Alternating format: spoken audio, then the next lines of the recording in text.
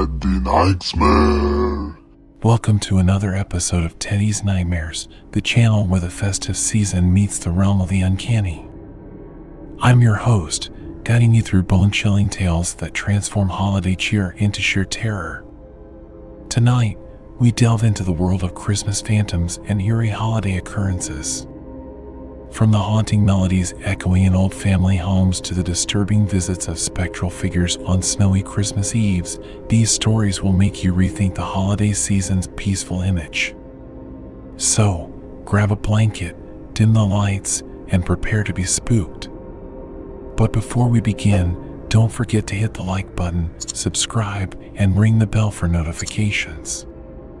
Let's unwrap the horror of these Christmas tales together. Story 1. The Ouija Board on Christmas Eve. I've got a chilling story about a Christmas Eve that went from festive to terrifying real fast. It's been a few years, but the memory is as clear as if it happened yesterday.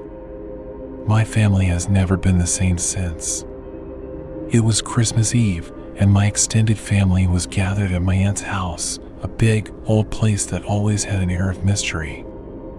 After a hearty dinner and the usual Christmas cheer, my cousins and I, feeling adventurous, decided to play with an old Ouija board we found in the attic. We were all skeptics, just looking for some fun. We set up the board in the living room, dimmed the lights, and lit some candles for effect. Giggling and slightly nervous, we placed our hands on the planchette and began asking silly questions. Is Santa real? Will I get the gift I wanted? The planchette moved, but we all assumed someone was pushing it. Then, the atmosphere changed. The room grew colder, and the planchette started moving more purposefully. Thinking one of us was playing a trick, we laughed it off until the board spelled out, "Get out." We were all a bit unnerved, but decided to keep going. That's when it spelled out, "Not alone."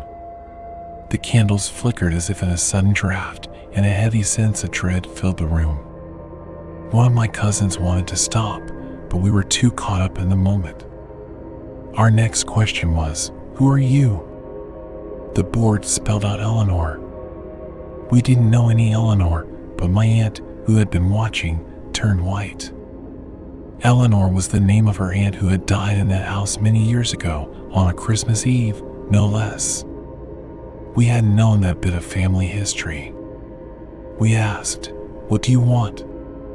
The board spelled out revenge.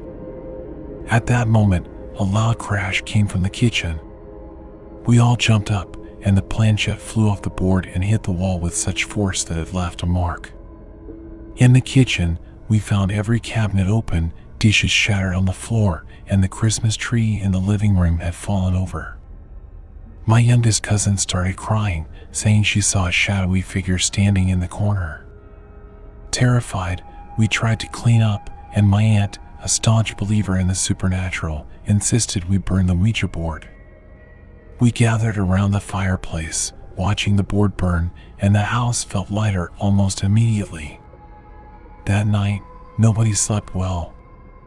We kept hearing footsteps and soft whispers. In the morning, we found several old family pictures turned face down. Since then, we've never touched a Ouija board again, and my aunt had the house blessed by a priest. Every Christmas Eve, we can't help but remember Eleanor and the night we learned some doors are better left unopened. Story 2. The Christmas Eve Visitor. Hey, I have a chilling Christmas story that happened to me a few years back. It's a bit long, but bear with me. It's a true story, and honestly, I'm still trying to make sense of it. This was back in 2018. I was spending Christmas Eve alone in my apartment, a pretty cozy place in a generally quiet neighborhood. My family lived in another state, and I couldn't travel that year due to work commitments. I was actually looking forward to a peaceful evening with some good food, classic Christmas movies, and maybe a bit of wine. Everything was normal until around 11 p.m. I was in my living room, half watching It's a Wonderful Life and scrolling through my phone, when I heard a knock at the door. Now, getting a visitor that late was odd, especially since I wasn't expecting anyone. A bit annoyed, I paused the movie and went to the door. Peeking through the peephole, I saw a man standing there. He was wearing a Santa hat and a thick coat, which wasn't weird considering the cold weather. But something about him felt off. He wasn't moving, just standing there, facing the door. Feeling a bit uneasy, I asked through the door, "Can I help you?" He didn't respond immediately. Then, in a deep, gravelly voice, he said, "Merry Christmas. Can you spare some warmth for an old man?" His phrasing struck me as strange, but I thought maybe he was just a neighbor or someone from the building who got locked out. I opened the door, but kept the chain on. "Sorry, I can't let you in, but I can call someone if you need help." He didn't say anything. He just stared at me with this intense look. That's when I noticed his eyes. They were unusually bright. At this point, I was seriously freaked out. I told him I was calling the police for assistance and shut the door. As I reached for my phone, I heard him chuckling, a low, unsettling sound that made my skin crawl. Glancing through the peephole again, I saw he was still standing there, just staring at my door. I called the cops, and while I was on the phone, the knocking started again, louder and more insistent. I was petrified. I told the operator what was happening, and they assured me that officers were on the way. For what felt like an eternity, the knocking continued. Then, just as suddenly as it had started, it stopped. When the police arrived, the man was gone. They took a statement and looked around the building but found no sign of him. The rest of the night, I couldn't shake off the feeling of being watched. I barely slept and kept all the lights on. The next day, I asked my neighbors if they saw or heard anything, but no one did.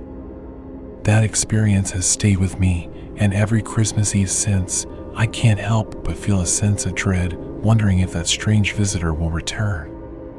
It was the most unnerving encounter I've ever had, and a chilling reminder that not all holiday visitors bring goodwill. Story 3. The Haunting of Christmas Past.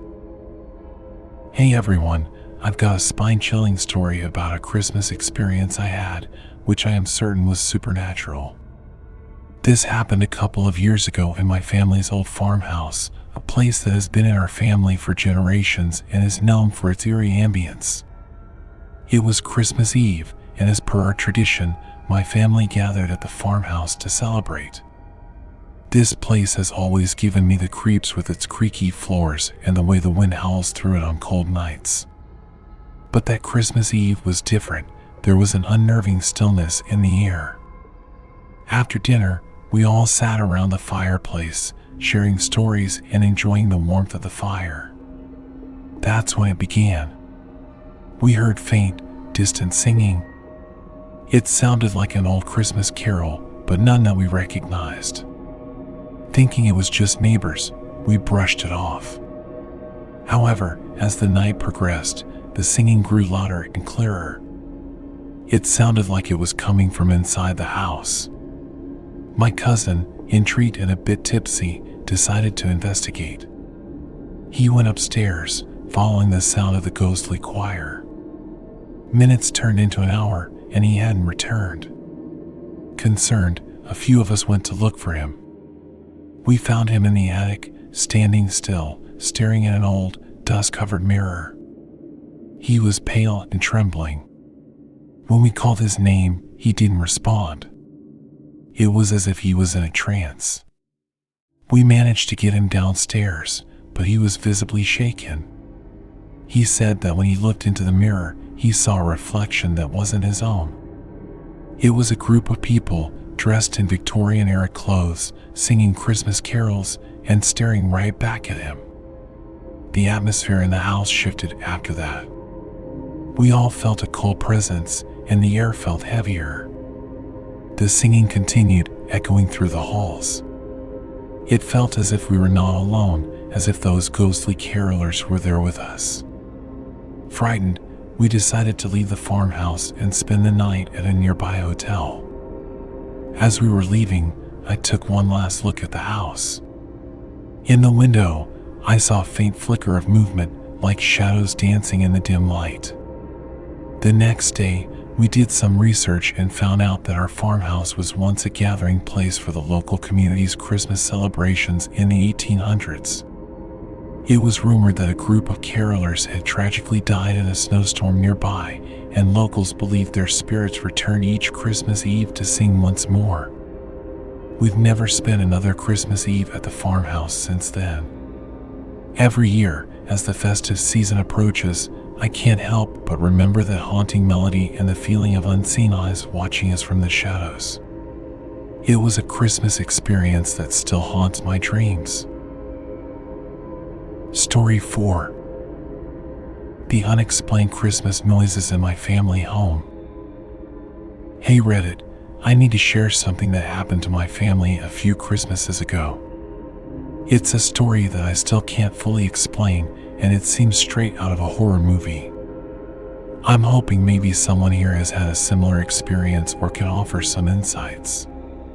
It all started in December, a few years back.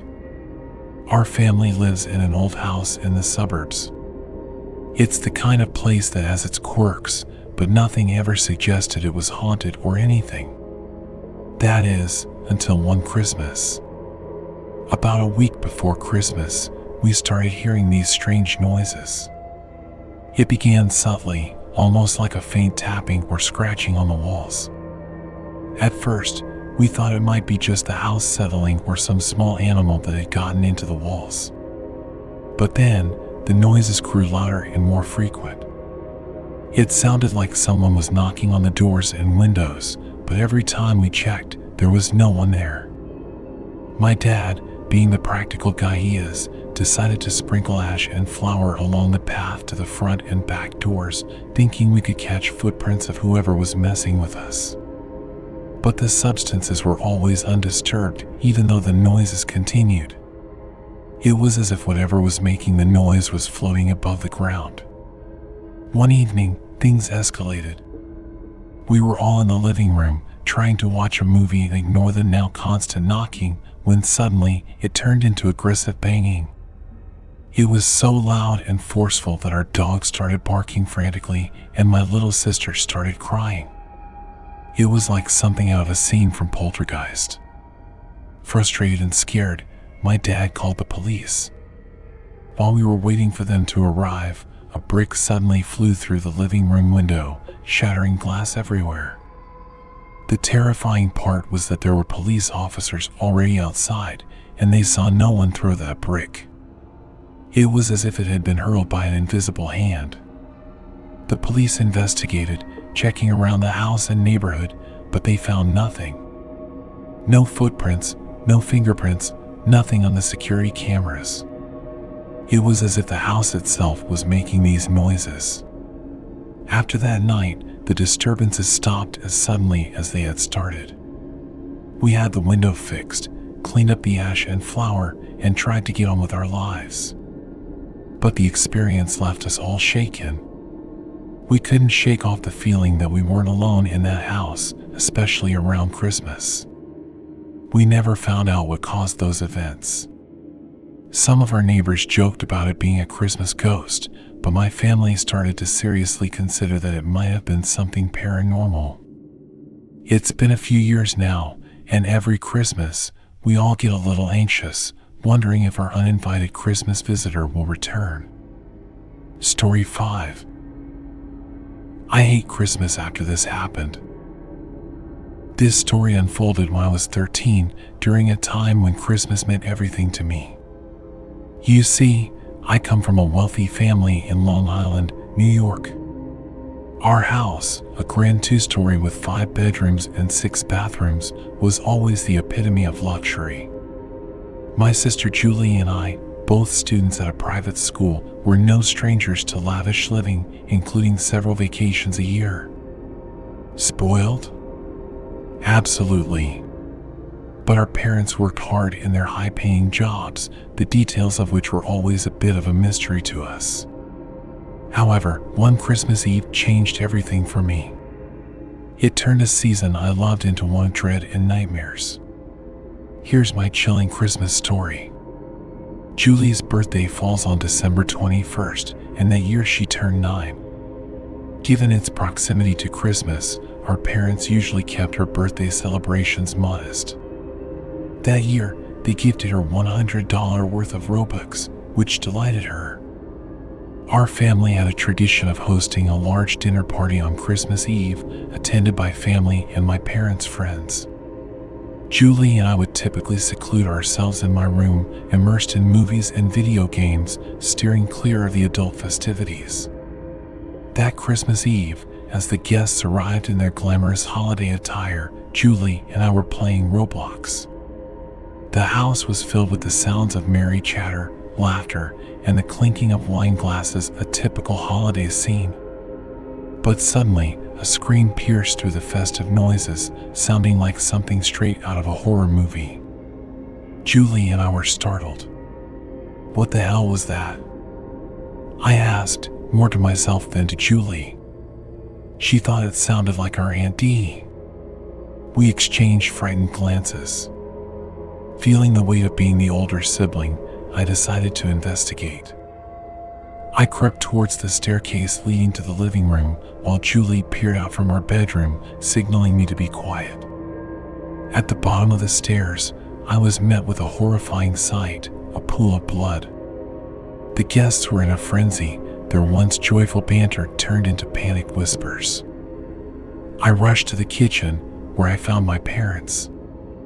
My mother was staring blankly into the backyard, unresponsive. My father, in a stern tone, ordered me back upstairs. Frustrated and scared, I pressed for answers. Was someone hurt? Was there a break-in? Had they called the police? My father's yell, urging me upstairs, was enough to send me running back to the safety of my room. Julie and I huddled together, confused and terrified. I wanted to call 911, but realized my phone was downstairs. Julie fetched hers, and just as I was dialing, our father stormed in, demanding a hang-up. His intense demeanor only added to our fear. We stayed put as instructed, but curiosity got the better of me. I needed to know what was happening. So, I snuck downstairs again, leaving Julie in the room. In the living room, a small group, including my parents and Aunt Dee, was whispering urgently. In the kitchen, a trail of blood led to the back door. My heart raced as I followed it outside. There, at the end of the trail, was a body. I couldn't even tell if it was a man or a woman, the scene was too gruesome. I heard the back door open and quickly hid behind the shed. My parents, Aunt Dee, and Uncle Rob were discussing what to do with the body, agreeing to involve no police. My father then drove his truck into the yard, and they loaded the body into it. Once they had left, my mother began cleaning up the evidence. I confronted her, meaning to know the truth. Through tears, she revealed that they had killed our neighbor, Tim, who was 40 years old.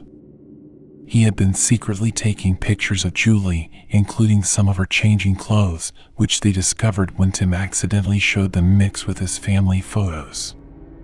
My father had lost it upon seeing these and stabbed Tim multiple times. They decided to bury the body in the woods, fearing my father's arrest if the police were involved. That Christmas Eve forever changed the way I looked at the holidays, my family, and the seemingly perfect world we lived in. Story 6. The Ghostly Christmas Eve of Sir Geoffrey de Mandeville. I've got a chilling tale from my hometown that I feel compelled to share. It's a story that's been passed down in my family for generations, and it's about the ghost of Sir Geoffrey de Mandeville and his headless dog. Every Christmas Eve, this story comes to life in our little community, and it's as eerie as it is fascinating. Sir Geoffrey de Mandeville was a figure from the 1100s, a man of power and influence, holding the title of Earl of Essex. He was deeply involved in royal politics, but his life took a dark turn when he chose the wrong side in a dispute over the rightful heir to the throne. Stripped of his assets and excommunicated from the church, Sir Geoffrey met a tragic end on the battlefield. Denied a proper Christian burial, his spirit, as legend has it, was left to wander the earthly realm. The most haunting part of this tale is the curse Sir Geoffrey supposedly left.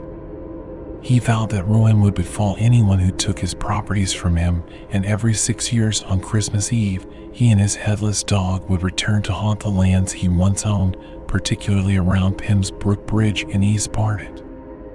Growing up, I heard stories from elders in the town about eerie encounters near the bridge.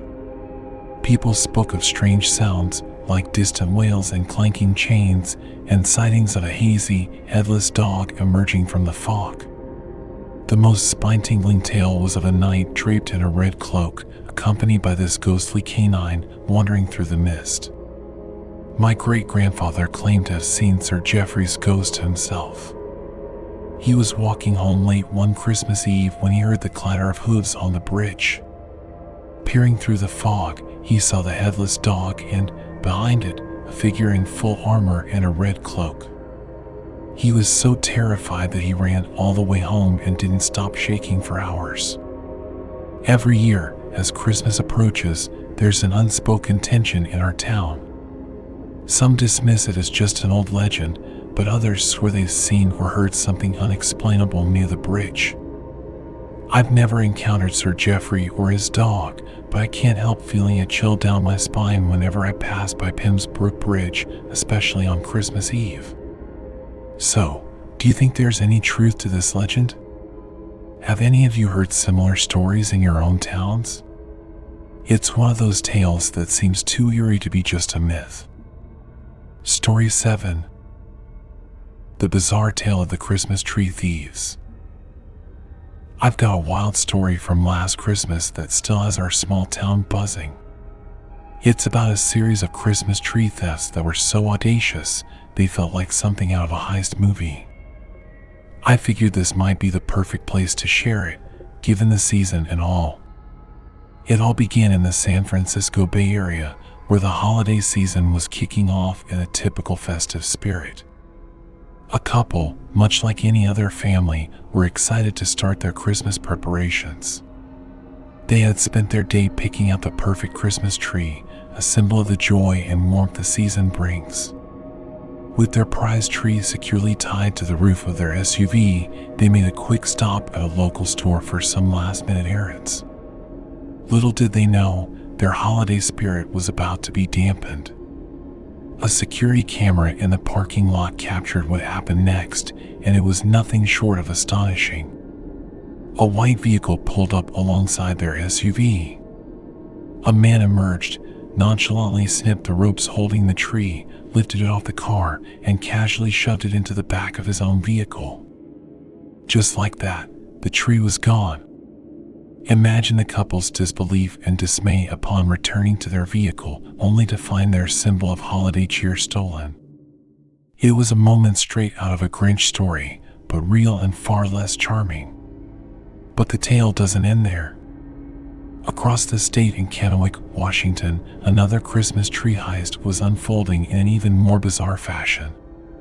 In what could only be described as a scene from a slapstick comedy, police were called to chase down a man spotted running through the streets. Picture this, a fully grown man, clad in black, dashing down a busy street with a large, full-size Christmas tree hoisted onto his shoulders. This wasn't just any tree, he had stolen it from a tree farm and, as it turned out, was already wanted by the police for other offenses. The image of him sprinting with a tree in tow was so absurd, it quickly became the talk of the town. These incidents were just a couple in a string of Christmas tree thefts that occurred in our area last year. It seemed that some people were determined to get their holiday decorations in the most illicit manner possible. Each new report of a stolen tree added to the surreal nature of the situation.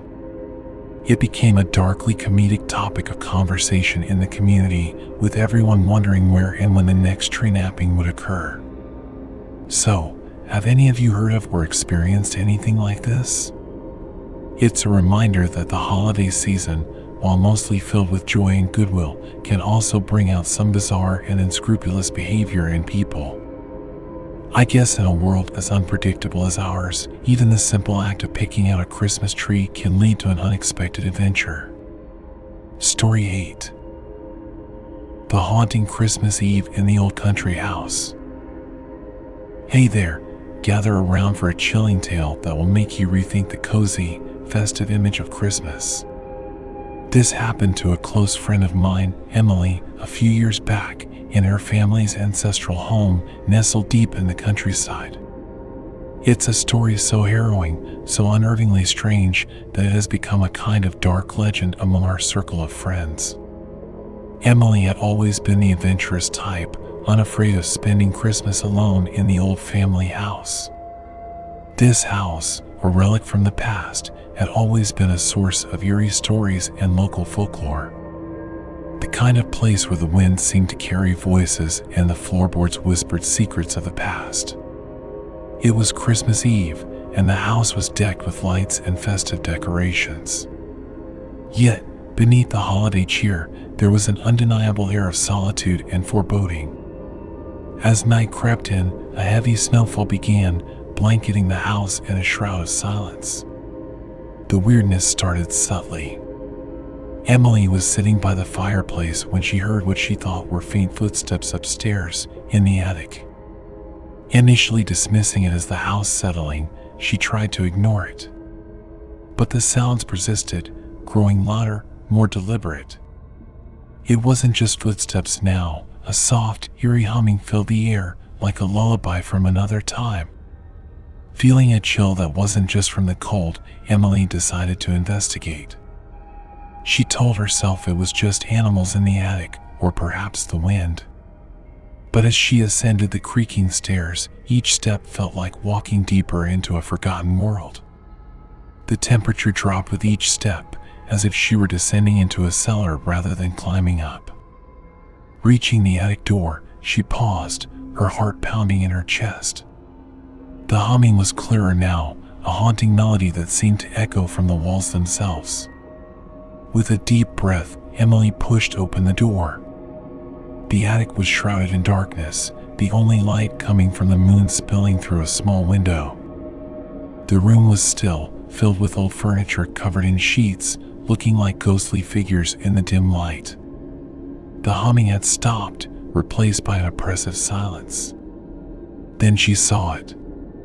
In the corner of the attic, barely visible in the moonlight, was a figure. It was swaying gently, as if rocking back and forth. Emily's mind raced with panic. She wanted to run, but found herself frozen in place, her eyes locked on the shadowy presence. The figure slowly turned, its features obscured in darkness. Emily couldn't tell if it was looking at her, but she felt its gaze piercing through her. In that moment, the air grew colder, the silence deafening. She finally found the strength to move, stumbling back towards the door. But as she turned to run, she heard a new sound, a low, guttural growl that seemed to come from the figure. Emily sprinted down the stairs, her mind racing with terror. In the living room, the power cut out, plunging her into darkness. She tried her phone, but there was no signal, the line completely dead. The house felt alive, the walls echoing with the soft hum and an occasional growl. Frantically, Emily tried the doors and windows, but they were stuck, as if sealed by an unseen force. The only light was the glow of her phone, casting eerie shadows that seemed to move and dance around her. Hiding in a closet, she could hear the faint jingle of Christmas bells mixed with the growling. It was getting closer, the sound of something dragging along the floor approaching her hiding spot. As the closet door began to creak open, Emily braced herself for the worst. The next thing she knew, it was morning. She was found by neighbors who heard her screams. The police were called, but they found no evidence of forced entry, no footprints in the fresh snow outside. The attic was empty, void of any presence. Emily never returned to that house, and the experience left her shaken and changed. She still can't explain what happened that night. It's a story that haunts us every Christmas, a reminder that some things in this world are beyond explanation. Story 9. The Unseen Bride of Bramshill House, My Terrifying Encounter. I want to share a personal experience that still haunts me. It's about the time I encountered the ghost of the mistletoe bride at Bramshill House. This story has been passed down in my family, but I never believed it until that fateful Christmas. It was a few years ago, during my visit to my aunt who lives near Bramshill House in Hampshire, England. Being a history buff, I was fascinated by the legend of the mistletoe bride, a young woman who had tragically disappeared on her wedding day centuries ago. According to the legend, she was playing a hide-and-seek game during her wedding party at Christmas time but was never found. Decades later, her remains were discovered in a chest in a secret closet. One chilly December evening, driven by curiosity and skepticism, I decided to explore Bramshill House. As I wandered through the mansion, I felt an eerie chill that went beyond the cold winter air. Mistletoe hung in the corridors, a grim reminder of the legend. As night fell, I found myself in a part of the house that felt unnervingly quiet. The silence was oppressive and the atmosphere thick with an unspoken sorrow. That's when I heard it, a faint, muffled sobbing coming from a nearby room. My heart raced as I followed the sound, leading me to a closed door. Hesitantly, I opened it, half expecting to find someone in need of help. Instead, I was met with an empty room, save for an old, ornate chest in the corner. The sobbing had stopped, but the room felt charged with a palpable sense of grief.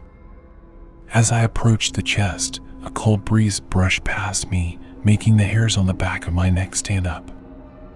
I reached out to touch the chest when suddenly the room filled with a soft, haunting melody like a bride's lament.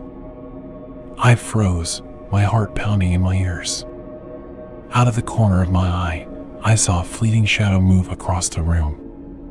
A chill ran down my spine as I slowly turned, only to catch a glimpse of a figure in a wedding dress, her face obscured by a veil, before she vanished into thin air. In that moment, I felt a profound sadness, as if the bride's unfulfilled dreams and tragic fate were palpable in the room. I stumbled out of the room, my mind racing, and fled Bramshill House, not stopping until I reached the safety of my aunt's home. That night, I couldn't shake off the feeling of being watched, and the bride's sorrowful melody echoed in my dreams. I've never been able to explain what happened or why the bride's spirit revealed herself to me. But since then, I've never doubted the presence of the unseen, and the legend of the mistletoe bride remains a chilling reminder of a tragic love lost in time. And that, my friends, concludes our collection of true and chilling Christmas stories. Each of these tales has left a lasting impression on me, and I'm sure they've stirred something in you as well. But let's not just leave it there.